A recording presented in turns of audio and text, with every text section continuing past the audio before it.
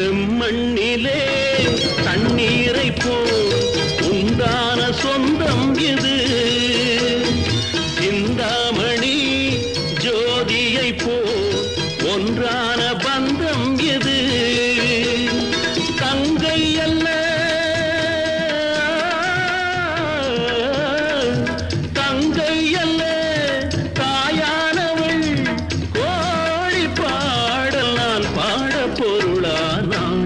ஒரு தங்க ரதத்தில் பொன் மஞ்சள் நிலவு. ஒரு தங்க ரதத்தில் பொன் மஞ்சள் நிலவு.